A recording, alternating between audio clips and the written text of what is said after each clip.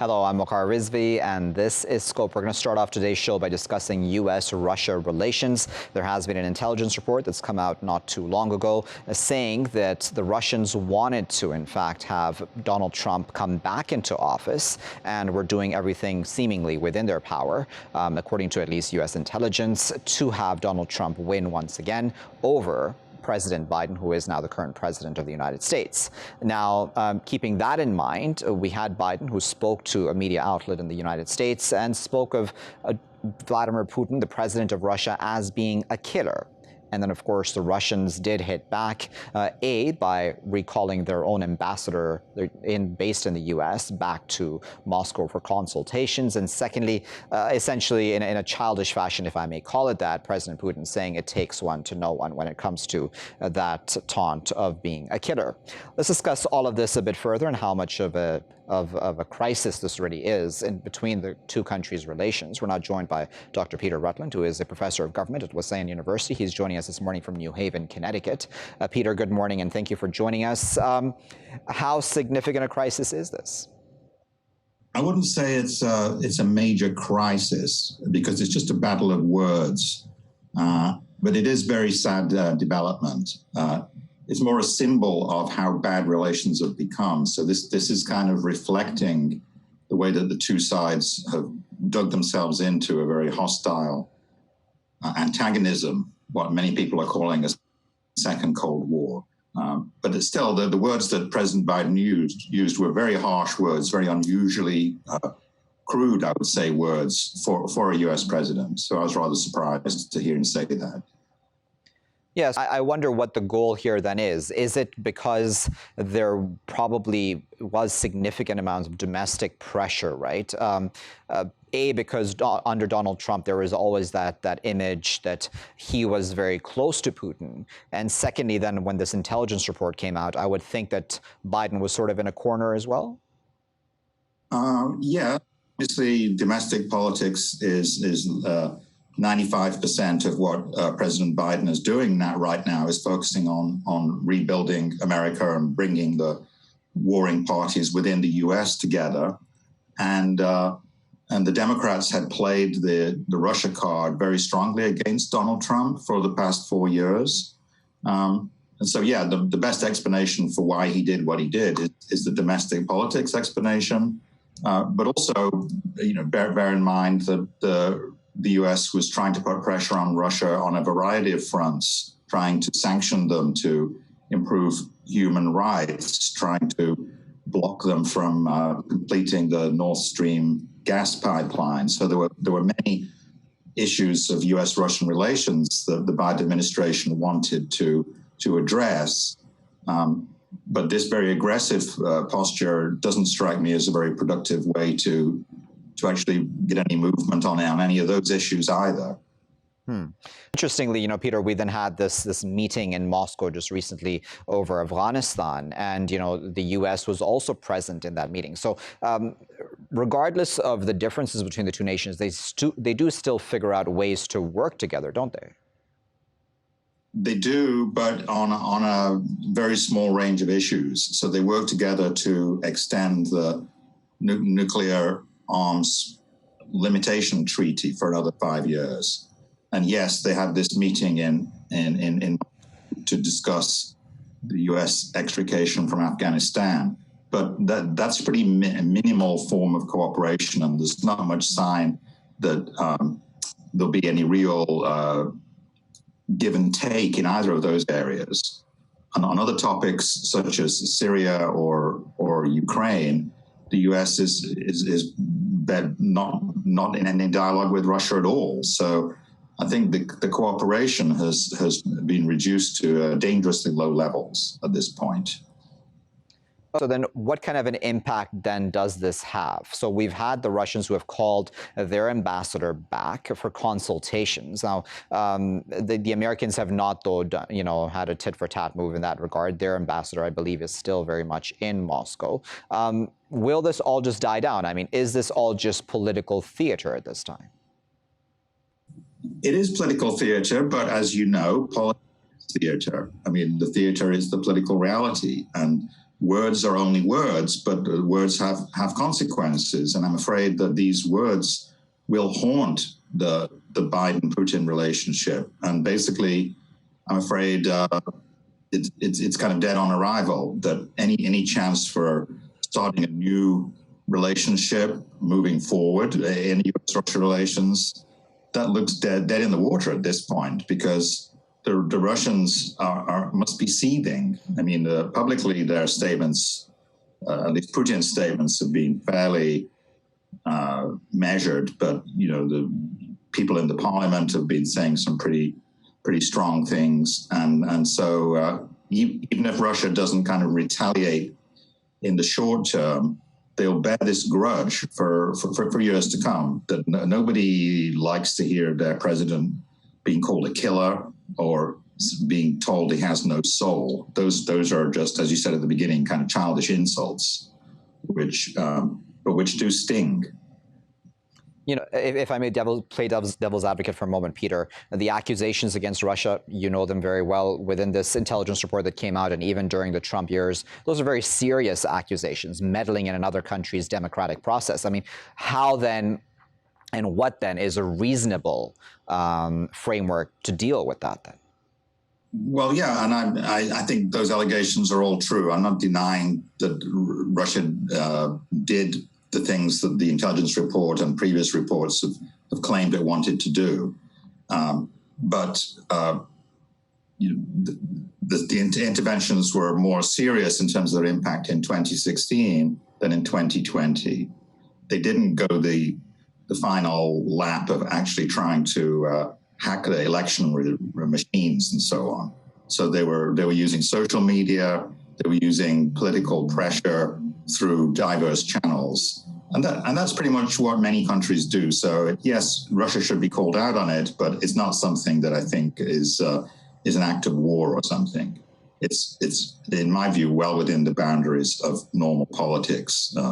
More problematic for me is the treatment of Alexei Navalny, the crackdown over 10,000 protesters arrested in the last 2 months in Russia, the support for Lukashenko in Belarus, or support for Assad in Syria. To me, those are more serious issues, and calling Putin names isn't going to change his behavior in any of those areas, I'm afraid.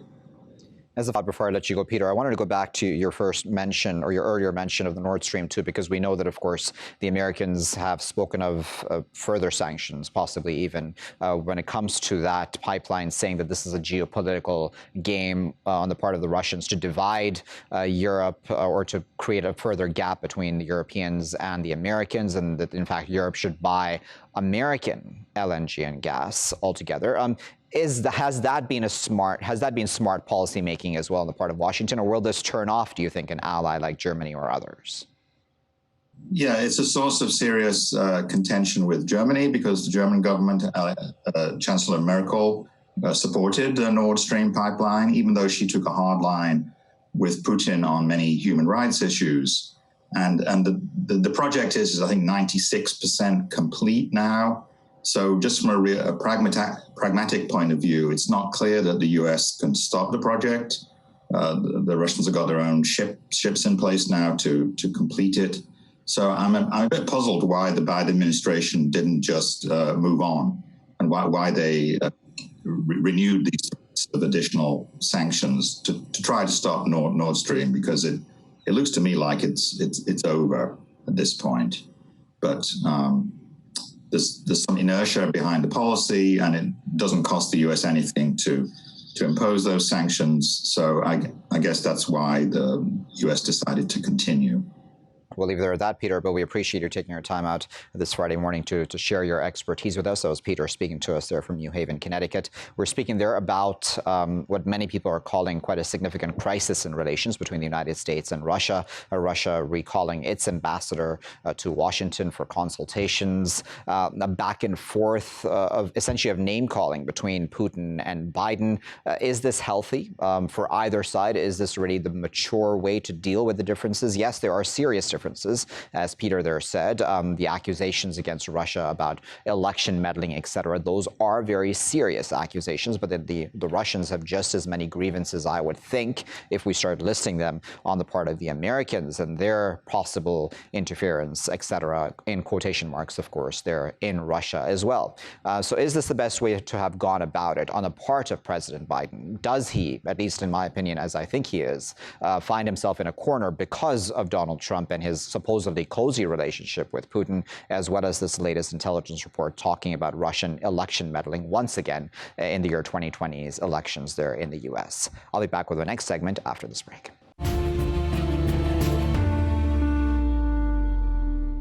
Welcome back, viewers. You're still here in Scope with me, Paykhar. In this segment, we're going to discuss Afghanistan, and we're going to talk about an interview that was given by a former advisor, senior advisor to the acting Secretary of Defense. This was under Donald Trump, who says that the Pentagon has sought to sabotage from day one, essentially, the U.S.-Taliban pact that had been signed in Doha. And now he says, this is Colonel Douglas McGregor, by the way, who was speaking to the Gray Zone media outlet online, saying that essentially the Pentagon and U.S. command dictated conditions to the Taliban, which were in fact outside of what was in the pact itself that was agreed upon between the United States and the group.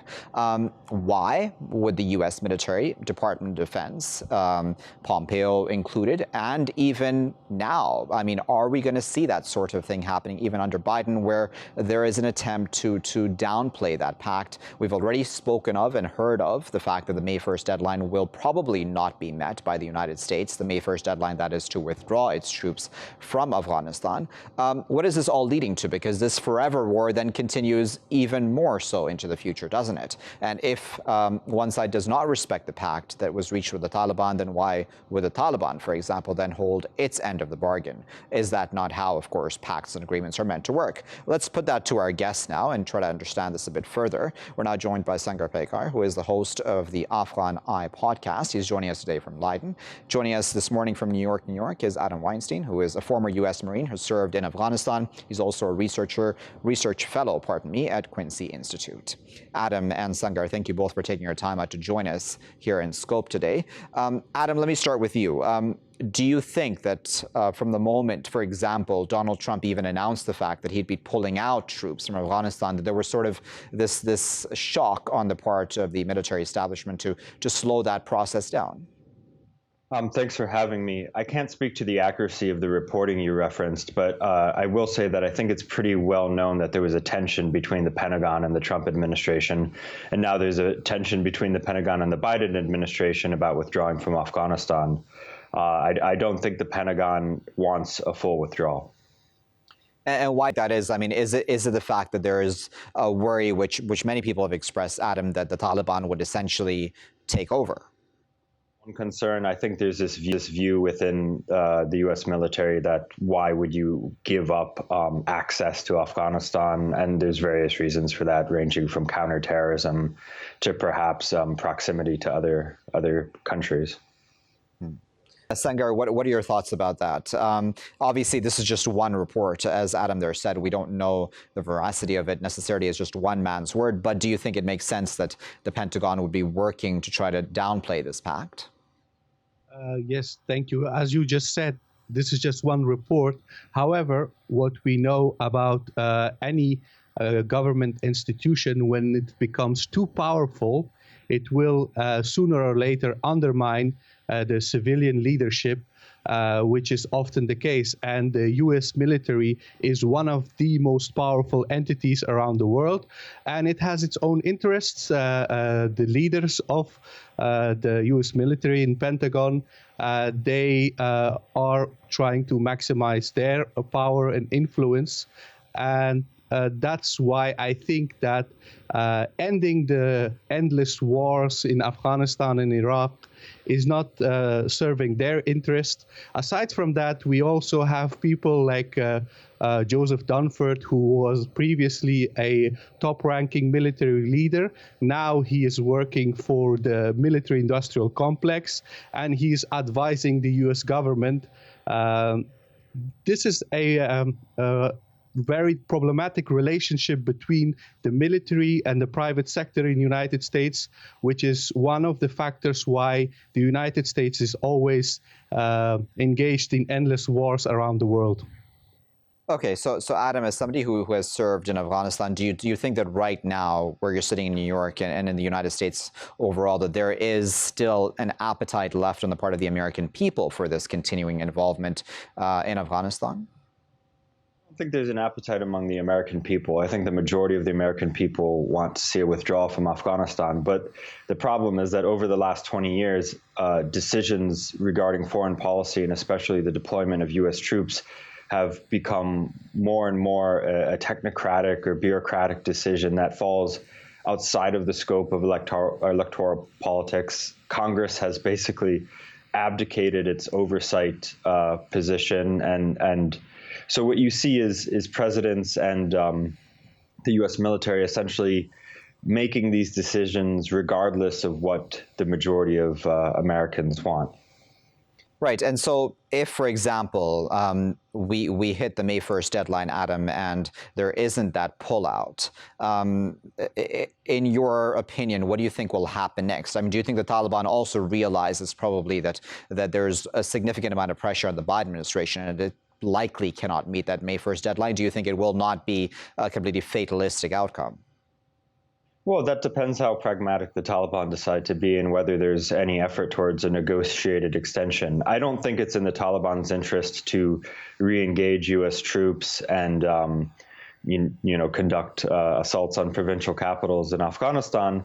However, that might be the course of action that the Taliban takes. It doesn't always take the course of action that I personally think would be most reasonable. So I think it really depends on what kind of negotiations are going on behind the scenes between the Biden administration and the Taliban.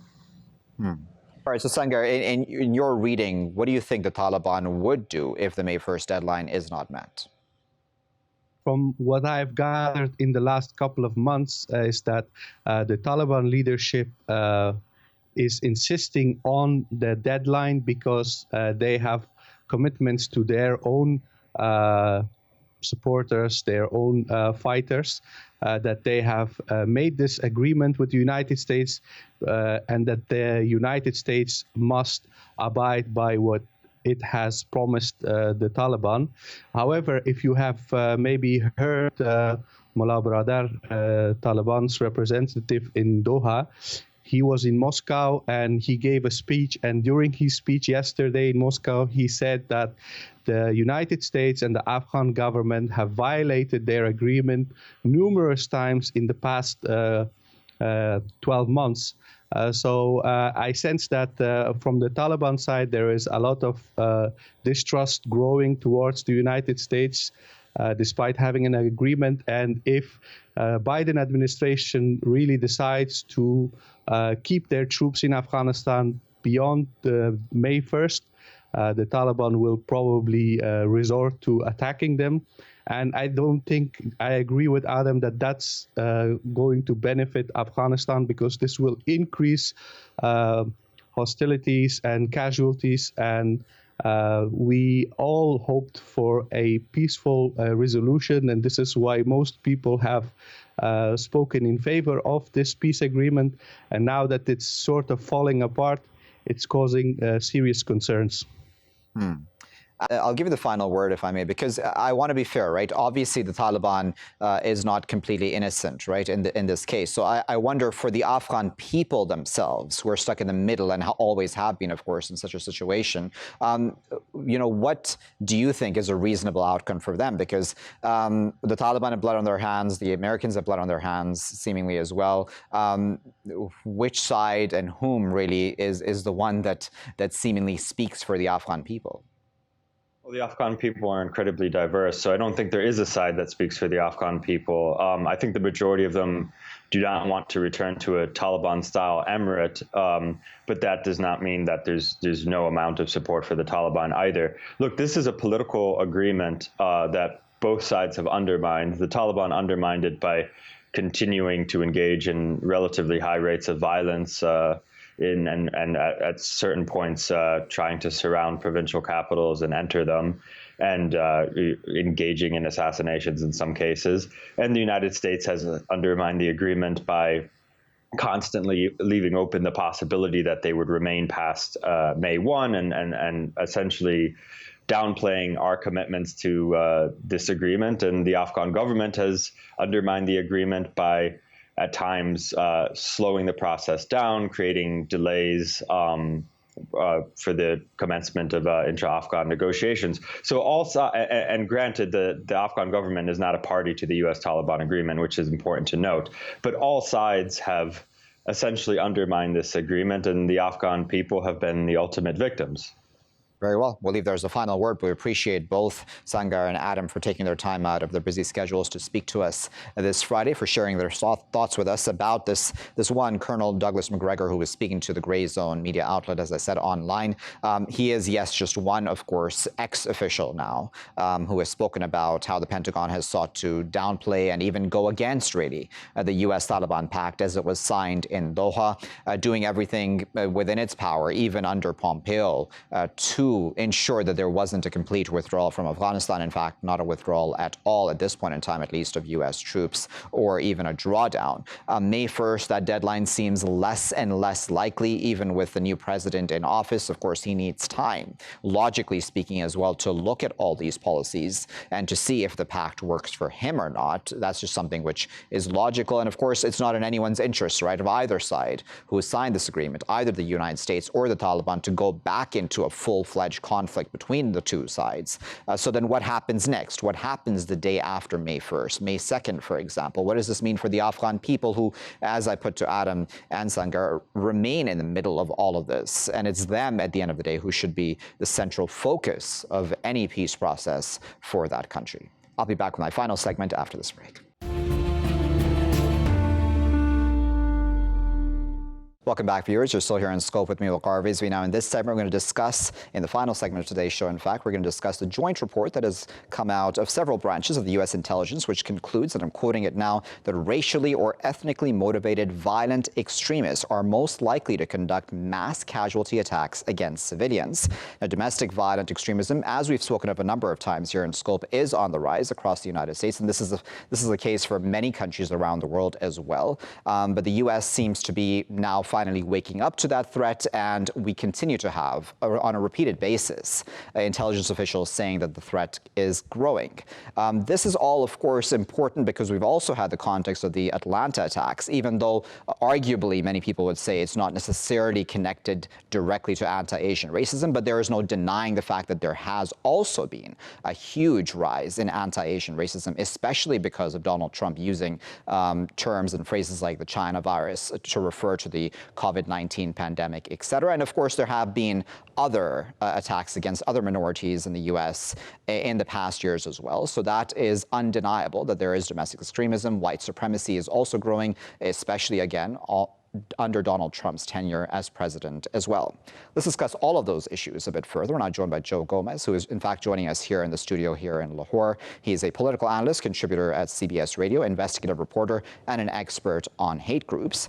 Joining us from Indianapolis, Indiana, is Dr. Melissa Borja, who is an assistant professor at the Department of American Culture at the University of Michigan. And joining us this morning from Boston, Massachusetts, is Dr. Max Abrahms, who is a professor of political science at Northeastern University. He's also the author of Rules for Rebels. Max, Melissa, and Joe, thank you to all three of you for joining us today here in Scope. Joe, let me start with you. How worrying is this sort of a report, especially, again, going back to Atlanta, but even other attacks, and just, the smaller attacks that one may not hear of that are, in fact, racially motivated? Well, it's extremely concerning, especially because in this intelligence report, we understand that that there is a fear that lone wolf extremists could potentially, perform some kind of assault against a mass group of people, as happened in 2019 in Walmart in El Paso, for instance. Keep in mind, it only takes one person to do a lot of damage, particularly in the United States, where people can still get their hands on semi-automatic rifles. In Walmart in El Paso, Texas, a white nationalist got his hands on an AR-15 type semi-automatic assault rifle, and killed well over 20 people. It was the deadliest attack on Latinos in American history. And these types of shooting crimes continue to happen, as we have seen in Atlanta, though we still don't know if that is a hate crime or not. They're investigating it. One person can do a lot of damage. So this kind of a report from the intelligence community should alarm a lot of people. And Melinda, going back to Atlanta, if I may, for a moment, there is, as you well know, a quite open debate about whether or not that was a hate crime or not. I don't want to focus on necessarily just that debate, but I wanted to get your thoughts about what that sort of an attack even symbolizes, right? Because we have had hate crimes against Asians in California, for example, a lot of elderly being attacked on the streets as well. And of course, all of this going back to, as I said in my introduction, Donald Trump using that China virus phrase to describe the pandemic. What are your thoughts on that? The incident in Atlanta was deeply painful for Asian Americans who, over the past year, has experienced so much racism and violence.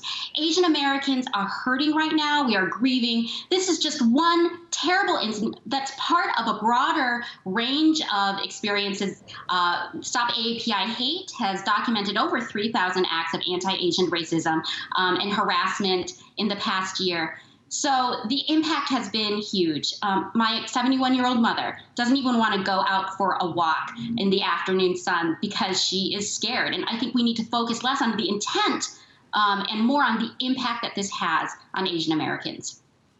Let's talk about impact, Max, because there's also that report by ADL, the Anti-Defamation League, about white supremacist propaganda that has grown just between the years 2019 and 2020, in fact, nearly doubling just over that 1 year as well. I mean, again, that goes to show, doesn't it, that there is increasingly open discussion about people's views, racist views.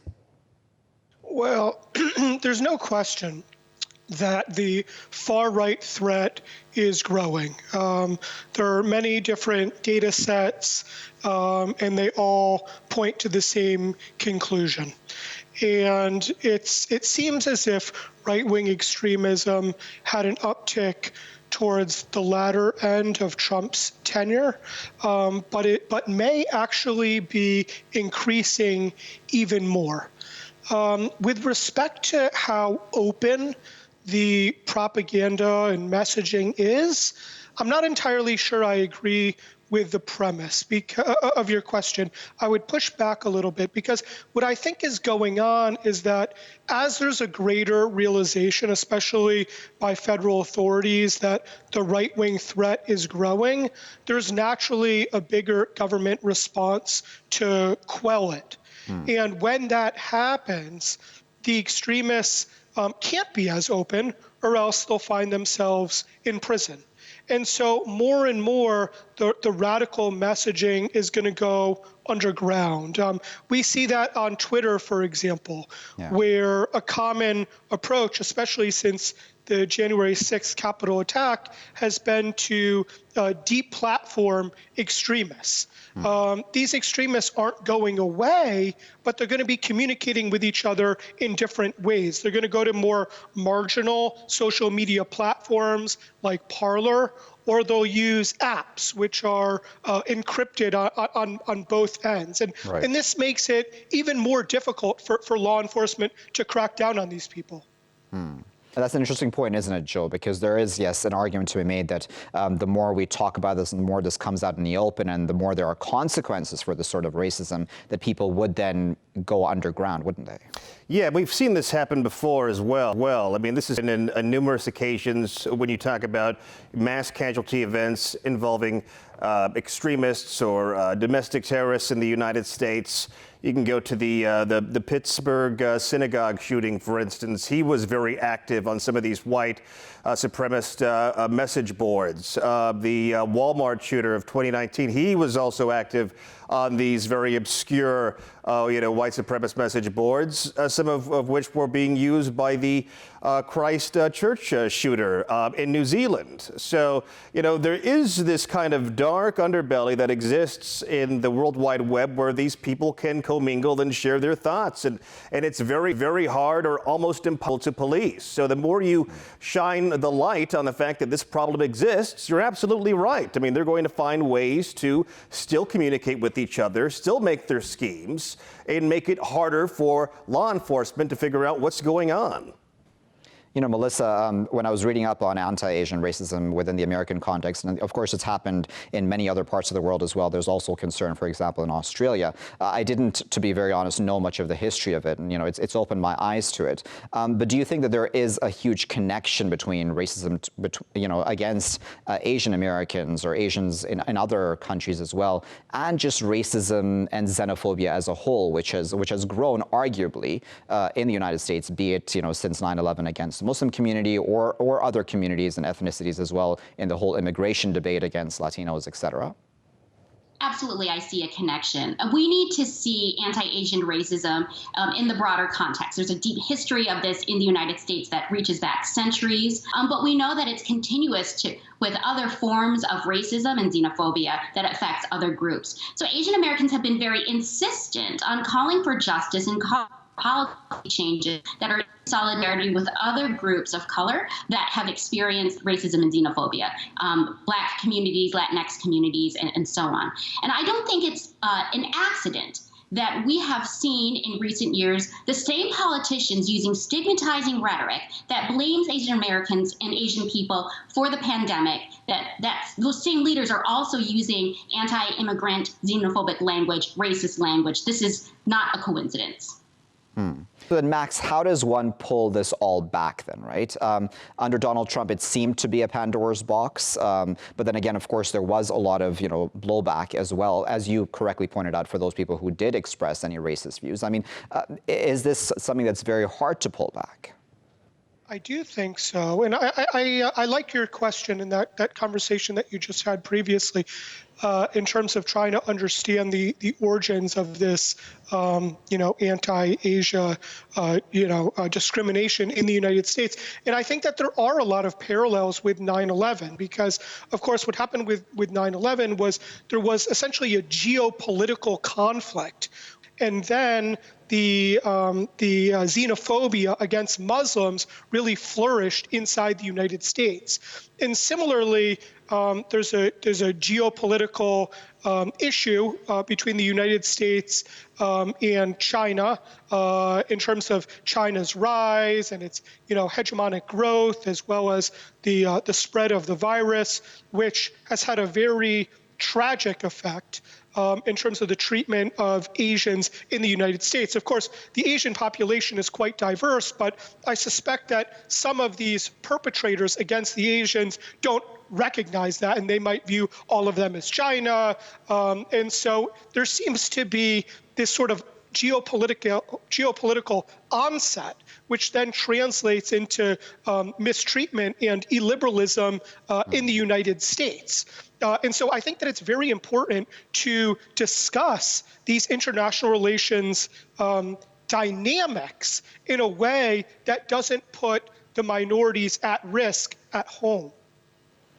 Joe, one of the things that is concerning, right, is that even now that we have Biden in office, there's still very strong support base for Donald Trump and the kind of views that he espoused during his tenure, right? So what does that say? Because it's not an insignificant amount of people that still support him, even with his arguably racist views. What does that then mean going forward? Well, I mean, it means that you're going to be dealing with Trump supporters for the foreseeable future. And these folks are definitely loyal to President Trump, former President Trump. I mean, he famously said that he could shoot somebody, on Fifth Avenue in New York City and get away with it. Nobody would do anything to him. And people do have that kind of loyalty to the president. I mean, I saw that firsthand. Working in Washington, D.C., working close to the White House there is almost, this sense of, it's almost sort of like a cult-like activity that surrounds President Trump. And even though, that number is decreasing, the amount of people that are rabid supporters of President Trump, those people are still out there. And these still pay attention to certain dog whistles that he uses, like when he says that the coronavirus is the China virus, that crude term that he uses. People listen to that, and then they go out and they attack Asian Americans, or they say foul things to Asian Americans. In fact, one poll showed that during the pandemic alone, Asian American hate crimes had increased by 150%. And how do you explain that when the President of the United States is using derogatory terms against Asian Americans and also comparing Asian Americans to the coronavirus, or trying to draw some correlation there? If I may play devil's advocate for a moment, Melissa, we talk a lot, of course, about Donald Trump and the views that he espoused during his tenure, right? But then, as you had also pointed out in your earlier answer, these are deep-seated views, in fact, that have been there even from before Donald Trump, but he sort of brought it out to the fore, right, through his rhetoric. How does one then deal with that there are so many people, or such a significant enough amount of people, that have such views?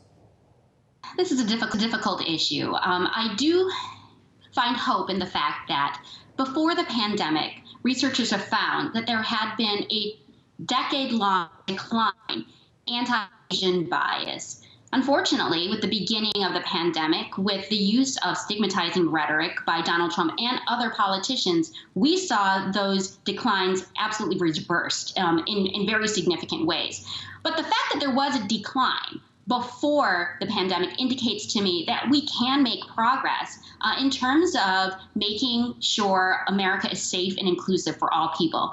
And that's why Asian American community organizations are insisting not just on focusing on hate crimes, but taking proactive measures, using our resources to provide support resources and education to educate people, to help them understand the diverse communities that are here in the United States, and to make sure that our society is safe and inclusive. So, is this an issue right now, the fact that hate crime legislation is not strong enough, i.e., are the consequences for these sort of hate crimes not strong enough at this time? Is that what needs to be changed and reformed? There's no question that there's a difference when we're trying to counter, international terrorism versus domestic terrorism. For a long time, the State Department has issued every 2 years a new list called the Foreign Terrorist Organization List. And if anybody is involved with any of the groups listed are like Hezbollah, Al Qaeda, for example, then they're implicated. Whereas in the United States, we don't have, domestic terrorist groups per se. And this is because of the First Amendment and there are protections in terms of free speech and free association. And so the exact same sort of behaviors, which would be criminal when dealing with an international group, aren't treated, as gravely. And so naturally, since January 6th, there's been a review about whether domestic terrorism, statutes need to be changed. This is a difficult question to answer because I do think it's important to be mindful about respecting, the First Amendment. On the other hand, the domestic terrorism threat in the United States has been growing, and it's also been growing relative to the international terrorism threat. And so somehow we need to strike a balance between protecting our liberalism and keeping us safe. All right, I'll give you the final word. Every time there's an attack, right? So even after Christchurch, as you had mentioned earlier, the phrase was never again. We don't want this to happen again. We don't want this sort of white supremacy, anti-Muslim or anti-whomever, even in Halle, the attack in Germany as well. There was also, again, that phrase, we don't want this to happen again. Where are we going wrong here? I mean, what needs to happen next? What does the U.S., for example, in that specific context need to do? Well, I think that President Biden is off to a good start within his first 100 days in office, he introduced an executive order where he would be looking at how he was going to be tackling the pandemic or the response to pandemic to make sure that it's racially sensitive. Congress has also opened up hearings into hate crimes. They had their first ever hearing discussing hate crimes against Asian Americans. And, you know, of course, the best disinfectant is sunlight, as they say. You know, exposing these groups for what they are. I mean, these individuals may live in the United States. You know, they're lone wolves oftentimes, but they may be part of a broader organization. And keep in mind, it only takes one person with a semi-automatic rifle to do a lot of damage, as we have seen repeatedly in the U.S. with these atrocious massacres that have occurred time and time again. So it's a multifaceted, I think, response that needs to happen. Perhaps gun reform legislation, also Congress targeting and getting tougher with hate crime legislation. And of course, the president has to really lead on this issue, which is something that he's been doing so far. All right, was the final word. The clock has gotten the best of us. We appreciate all three of our guests, Joe for joining us from right here in Lahore in the studio, and Melissa and Max for joining us respectively from Indianapolis and Boston, and to all three of them for sharing their insight with us today. Again, an extremely important topic, right? We've spoken about it a number of times in the context of Australia, the UK as well, and now America, where domestic extremist threat continues to grow in that country. We've had what happened in Atlanta. Right now, it's not been labeled a hate crime necessarily. But as Melissa there said, it doesn't even necessarily matter because its effect on the Asian American community is worth seeing as well, and the kind of effect it has, especially on the elderly community within the Asian American community, because we've had a lot of elderly, for example, attacked in California on the streets. Now, of course, this is all connected, as we spoke of as well, to what happened after 9/11 with Muslims and a whole bunch of other groups as well, Black Lives Matter movement. And I mean, the list really is endless when it comes to this sort of xenophobia and hate. And yes, it's been growing, and or it's just come out more into the open now. As Joe there mentioned, maybe it's a question of how the spotlight has finally now come on these groups. And now that everything is out in the open, hopefully, politicians will know how to deal with this threat going forward. I'll leave it there for now. I've been Waqar Rizvi. Thanks for watching.